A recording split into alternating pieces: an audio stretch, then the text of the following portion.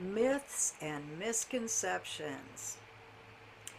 These are things that I carried into my head going into the ParkWest Gallery event that I just went to at Silverado Resort in Napa. My friend Dee Dee was so kind to take me to that.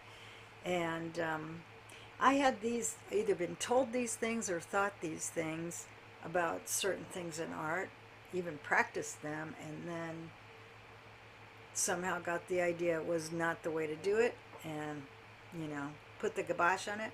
So this is interesting because there are a lot of them. And obviously I'm not to the level of these ParkWest artists, but number one, sunflowers. To me, passe, cliche, you know, a, something for grade school. Now maybe this is because my daughter was so into sunflowers in grade school, and I made her an outfit and, you know, la la sunflowers. But I kind of felt in art, I mean, geez, back when she was a little girl back in, okay, the early 90s, and they were on everything. There were tablecloths and napkins and plates and everything. To me, I got a little sick of them. And I mean, they're pretty and stuff. But thinking about doing paintings of sunflowers, well, I did have one in my mind, but I haven't done it. I just thought, nobody's going to want that. Wrong.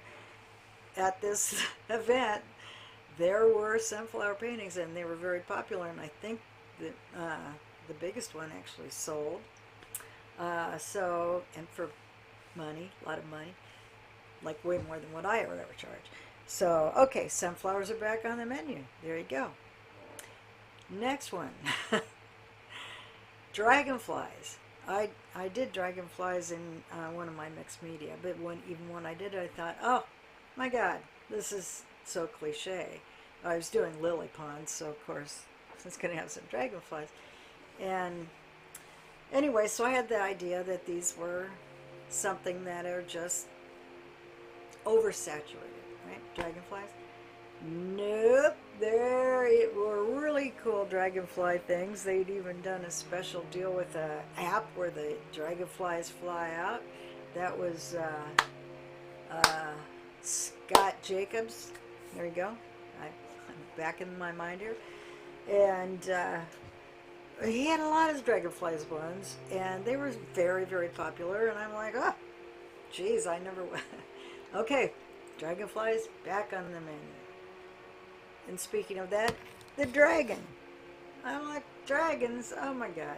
You see them everywhere. Plus, they're kind of hard to do, let's be real. But, you know, to me, that's mainly just for people that want the Asian art or maybe like sci-fi fans. And I had done some dragon. I did it back in polyclay. Oh, God, my second marriage time. Sherry was a little girl, my daughter. And I made really some cool dragon stuff for the Renaissance Fair. But I just thought, oh, come on, nobody does dragons now, do they? Yes, they do. There was just a gorgeous one. Oh, what was that fellow's name? Guy, hold on. I think I looked up all the artists, so everybody should have a tab on my phone here. What the heck was your name? Nope. Patrick Guyton. And he does amazing work with metal leaf and burnishing and layers and layers of stuff. Just knock you on your butt. But he did an amazing dragon. I don't remember now if it sold or not, but it was expensive. Now we're going to talk about butterflies. I'm like, butterflies, that's a kid thing. Butterflies here, butterflies there. Who cares about butterflies?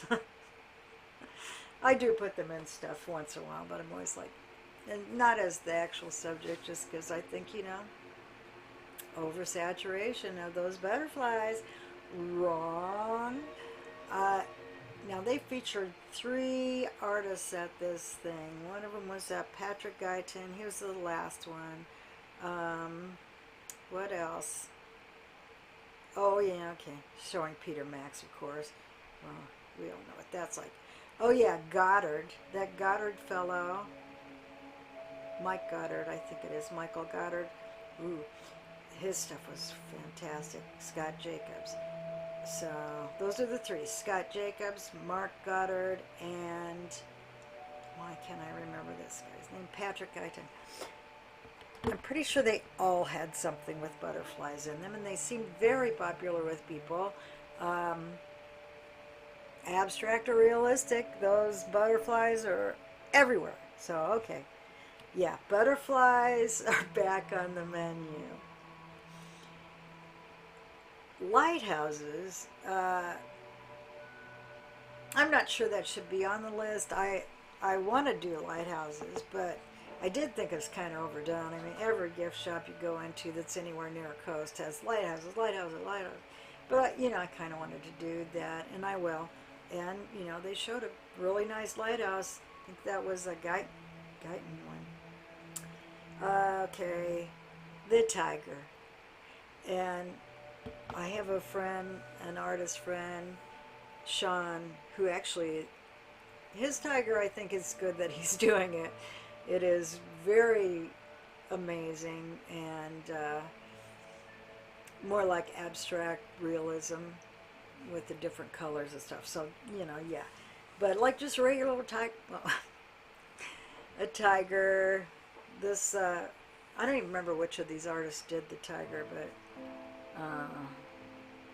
it might have been that last one that did the metal stuff, and if it is, I'm sure it's just mind-blowing. I didn't look at it that close, but I was kind of surprised to see there's that tiger head again. Only he just did the eyes. Yeah, I'm sure it was the Patrick Guyton. That probably looks amazing when you turn it or walk by it. But again, I was a little surprised that the tiger was in there. But he does have other art that features just the eyes. So did Scott Jacobs too. Which, actually, that's what the next thing on the list is: paintings of the eyes only. In the mask, or the tiger, or just the eyes. And I just had thought to myself, well, that's a little bit overdone, right? Well, I guess not. And, I mean, all of these things are really popular and selling at high prices, like really high prices. So, sure, I'll give that a try. I've always wanted to do, my daughter has really interesting colored of eyes, and so does my son, for that matter. They're not the same between each other, but we had done a photo shoot together that she set up a few years ago she wanted to do, because she does sci-fi makeup, or like sci-fi makeup, special effects makeup, that's what it is. And this one was an Asian theme, and we had like the kimono style robes on, and we had on pretty flower masks and stuff. So I've got the thing for that. I have to get a good look at her eye color. I've never been able to really nail that down. It's mostly just olive green, I think. Something else. So anyway, eyes only, they love them. Okay. Bright colors in the home. Now, I do a lot of bright colored stuff, and I know people like to look at the really bright colored stuff, but I was thinking to myself, well, it seems like, at least in my case, they just look at those and then they go over and they buy something a little more subtle from somebody else. And I'm like, well, maybe they just don't want the bright colors in their home. Well, maybe they just don't like my art. Because the bright colors were really popular at this ParkWest stuff, and they sold some eye-popping works. So, yeah, bright colors. I never left them, but I feel a little bit encouraged. That I'm picking my cuticle. Stop it. Yeah, so bright colors on the home. Not changing that. Fancy frames. Well, the gallery that I show in sometimes, and also a lot of the online information all says, just do a plain, black, simple frame. Plain, black, simple. Boom. That's it. And, you know, I like a little fancier frames. But because what I always just do the plain, black frames, And these ones at the gallery thing, no, they were ornate. They were like, well, museum frames, they were calling them. Um, and I'm sure they're very expensive, but they do make the artwork look way more impressive, in my opinion. And yeah, they had gold, silver, black, white, almost every picture, not everyone, but almost every picture by all of those artists, including the masters and everything else, of course, they would have to have that. They had very detailed, carved looking frames. And hardly any more. Well, some of them were black, but most of them were gold. Okay, last item that I thought of today, and I may have to append to this video, is painting the acrylics on paper. And when I started the classes I was taking on painting, and I mean, we were blasted through like 3 paintings a week, and on certain weeks, and always at least 1 painting a week, and all summer long. And I was like, wow, I'm becoming a storage problem, not to mention the expense.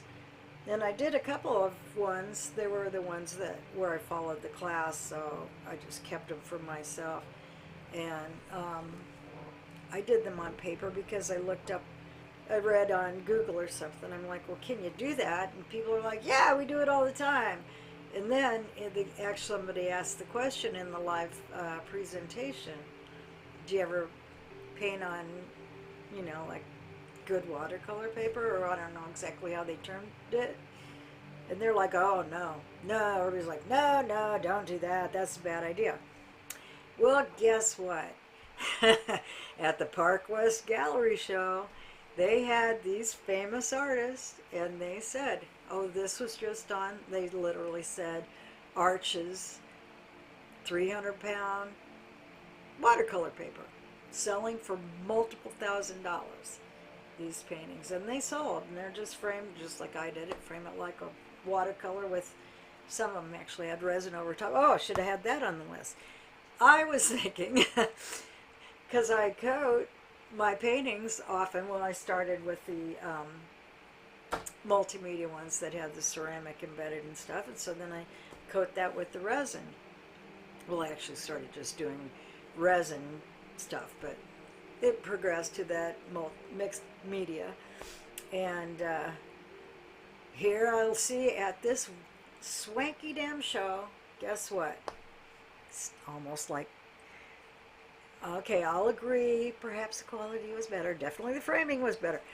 But they had 3D paintings with something embedded and coated with resin, just like I was doing. And, and my prices were not enormous, but really only sold one. And the one that I sold didn't have ceramic on it. It was hand-molded resin. But yeah, resin. And I was thinking to myself, oh, maybe this is too much like a craft. People don't like anything else like a craft. That's another one. Okay, back to the painting on watercolor paper. That's back on the menu. Using resin as an aspect. That's back on the menu. Although, I'm probably not going to do it too much because I got so many works with it already, but still, I mean, they get a little red check by them as being good enough. And what was the last thing? Oh, I forgot now. The resin, well, I guess the 3D stuff. The stuff that honestly, I think I was on the right track all along. And all of those things I just had been saying, well, I'm going to forget that, I'm on the wrong track, it's a mess, I'm going to quit. I felt like I was going to quit. And I went to this gallery show, and I'm so enthused, I cannot wait to start some new stuff. So, got a couple ones I want to finalize, and then we're going right into experimentation town again. So that's where I like to live.